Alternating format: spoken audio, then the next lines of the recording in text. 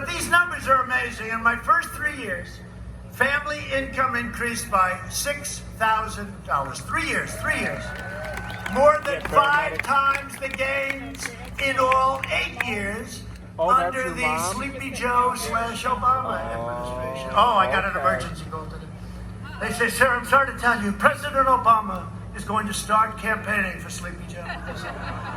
I said, so what's the problem with that? And they said, well, he's going to start. And I said, well, he campaigned harder than Hillary last time, so why do we care? The other thing, he refused to endorse Joe. He knows what's going on up here with Joe. And Obama refused to endorse him. And even after Joe had won, he didn't want to. And then finally, like a long time later, he finally came out and endorsed him. But they called me. They said, Obama's going to start campaigning. I said, is that good or bad? Because I think it's a good thing. Because, they did a lousy job, and I wouldn't be president of the United States if they did a good job. I probably wouldn't have run. And if I did, I probably wouldn't have won, So it's one of those things. They did a lousy job, and that's why I'm your president. African-American income grew 9 times more. Think of that. African-American, and these are numbers that Larry Kudlow given to me right from the book. Great Larry Kudlow. African-American income, think of this, grew 9 times more than it did under Biden and Obama. That's a big number. African-American unemployment, Hispanic-American unemployment, and Asian-American unemployment all reached record levels, like levels that nobody's seen. It is amazing when Biden sits and he criticizes you, and then I say, wait a minute, it's not like he left 25 years ago. He left 4 years ago. And I say, he's always criticizing. He's not criticizing. He's got guys that write. They write pretty well, too, by the way. He has no idea what he's reading. But he's very critical. And you think, he's been doing this stuff for 47 years. Why didn't he do it before? Why didn't he do it before? We lifted 6.6 million Americans out of poverty. Since the China virus, we have created a record in the history of our country, 11.4 million jobs over just a short period of months. We've already cut the unemployment rate in half, and we're now down to 7.8. And I'll tell you what, I never thought I'd be happy with 7.8. I told you. But when I hear 42%, 38%, it's going to go to a number like nobody in history, I said, we can't let this happen. And we did a hell of a job. Under Biden, it took 30 months to recover more than half of the jobs lost in the crisis. We did it, instead of 30 months, we did it in 5 months. Think of that. Jobs have been recovering 23 times faster than the Obama recovery, which was, by the way, the worst recovery, slowest recovery in the history of our country. Now, they only go back till 1929, so I don't want to have them say, there was something that happened in 1851, but I don't think. They go back to, I think, 29, all right? Long time. But it's the slowest, the worst recovery. We've stopped businesses from leaving, and factories are pouring back into our country. We've spent the last 4 years reversing the damage Joe Biden inflicted over the last 47 years on NAFTA. We got rid of NAFTA. Right? Did I tell you everyone said you can't do it. You know why you couldn't do it? They said you couldn't do it. You know why? Because it was so good for Mexico, and because it was so good for Canada, they said you'll never pull it off. They have a lot of power in our country, those two countries. I got rid of NAFTA, and now we have the USMCA, which is just kicking in. And the other two countries, we like them both very much, but they're not thrilled. TPP, we wouldn't allow it to happen. That would have destroyed your automobile businesses, right? And China's entry into the World Trade Organization, Joe Biden approved that one, the single worst deal we've ever made, because China was flatlining until that happened, and then they became like a rocket ship. And they are considered, a developing nation. And I said, if they're a developing nation, then we're a developing nation too. Because as a developing nation, you get tremendous bonuses. And it's ridiculous. No more. And by the way, we just won a lawsuit, $7.5 billion. We haven't won a...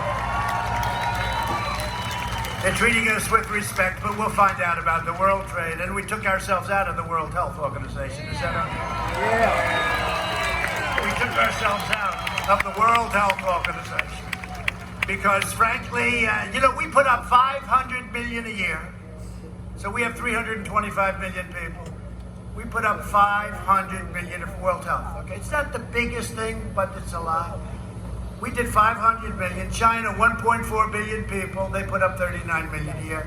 Other than that, it's a very fair deal. Yeah, right. This is the kind of stuff that I see the stuff. I could tell you 100 different stories. It's so stupid and so unfair. So we took ourselves out. They're dying to have us back in. I could go back in for about $3 a year. He screams, "Don't go back." That's the problem. If I went back for $500,000, right? I'd be criticized. The Democrats would say, "What a terrible thing to do." It's incredible. Deal after deal. I could tell you hundreds of stories, but we just take care of it all, and we do it really well. For decades, our politicians spent trillions of dollars rebuilding foreign nations, fighting foreign wars, and defending foreign borders. But now we are finally protecting our nation, rebuilding our cities, and we are bringing our jobs, our factories, and our troops back home to the USA. They're coming back. We've achieved energy independence, and we've done it while protecting our pristine environment. Right now, we have the best numbers from an environmental standpoint that we've ever had. All this talk, Paris Accord, which was a total rip-off of our country. But all of this talk, we have the best numbers that we've had ever. Now, ever. I always have to preface it because these people, ever, meaning, let's say over the last 50 years. Because, once you get back too far, we had no people, right? I could say the best in over 200 years. Well, 200 years ago, I wouldn't say we had too many factories.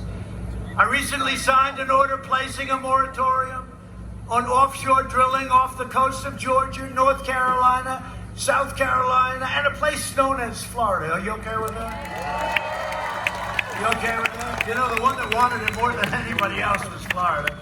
Florida didn't want to see sludge coming onto their beaches, so you're not going to have it. So I just signed that up, and so you're all protected, and Matt worked very hard on it.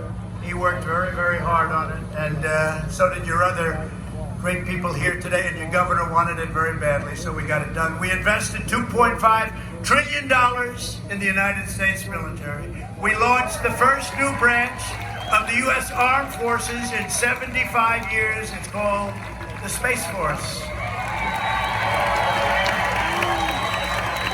I brought back NASA, which is now the #1 space center by far in the world. It was a closed-up mess. And we passed VA choice and VA accountability, and we have now a 91% approval with our vets. Never had anything even.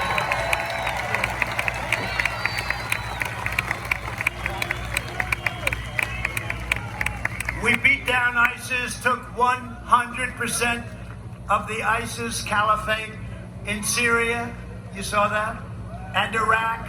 And when I came in, it was a mess. It was all over the place, and we did it. We have generals that are so incredible. The real generals, I'm talking not the paper generals. You have some of them.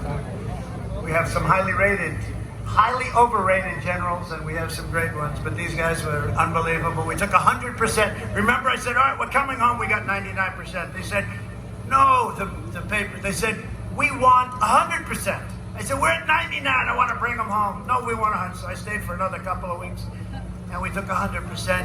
And we killed the leader of ISIS, who's killed so many people, al-Baghdadi. Right? And we took out the world's #1 terrorist and the #1 mass murderer, probably, for a long time. Killed many American troops, killed many people. Qasem Soleimani is dead. He's dead. One of the biggest things ever to happen in the Middle East. People couldn't even believe it. USA! USA! USA! USA! USA! USA! USA! USA! And I administration's disastrous $150 billion, $1.8 billion in cash, disastrous Iran nuclear deal. And you know what? When we win, the first call I'm going to get, and I'm not doing this as anything, and I'm not trying to taunt anybody, but because it makes sense. Their economy has gone to hell with our sanctions and everything I've done. When we win, the first call I'm going to get is a call from Iran. Let's make a deal. And I'm going to get calls from other countries. They all want to make a deal. I said, let's see, because their dream is that Sleepy Joe wins. Because if Sleepy Joe wins, China will own the United States. If Sleepy Joe wins, Iran will make another crazy deal where we pay him a fortune for nothing. We got nothing in that deal. That was a John Kerry incompetent deal. And the only time he got up, instead of walking away, was to go to a bicycle race. Remember that? 73 years old. And that's when I pledged I will never, ever enter a bicycle race. And he fell and he broke his leg and his shoulder or something. But at least it forced him away from the table. I thought maybe we got lucky. I kept my promise, recognized the true capital of Israel, and opened the American Embassy in Jerusalem. I also recognized Israeli sovereignty over the Golan Heights. They've been talking about that for 52 years. They'd fly in, fly out. 52 years. I got it done in about 2 hours. And instead of the endless war, we are forging peace in the Middle East. In fact, I got 3 Nobel Peace Prize nominations. Only one for the Middle East. Only one for the Middle East. Let's see what happens. Let's see what happens. But, I tell you, because they don't cover it. When Obama got it, he just said, what did I do? He had no idea what he did. And they made it a big story when I got it. Now, what I did, a good job. Kosovo, Serbia, they were killing each other for many years, killing lots of people. It was like they fight for years and decades and centuries, and they just fight. And we're making these trade deals. I said, wait a minute, well, we're making the deals. Let's put these 2 countries together. Let's save a lot of lives. And it was easy because, we have all the cards. We have the money. We have the trade. We got them together. We made wonderful deals for our country, but as part of the deal, we got them together, economically together. Isn't that good, right? Nobody can believe it, but that's the way you do it. I did more in 47 months than Joe Biden did in 47 years. But now the Democrats are pushing the most far-left agenda ever put forward by a presidential nominee. It's an amazing thing. This is the weakest presidential.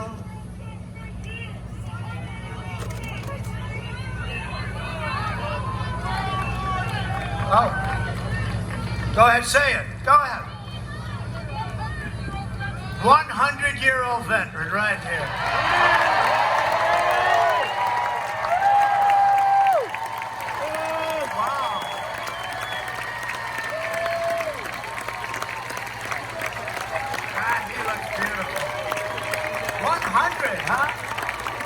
Looks better than I do.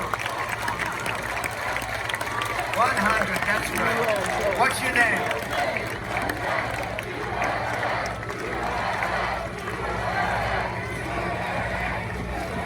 Well, I want to thank you very much, and he does not need Regeneron, okay? That I can tell you. You look fantastic, so sit down and enjoy it, okay? What a beautiful guy. 100, you look beautiful. Thank you, congratulations. That's nice. Great, I'm glad you pointed it out.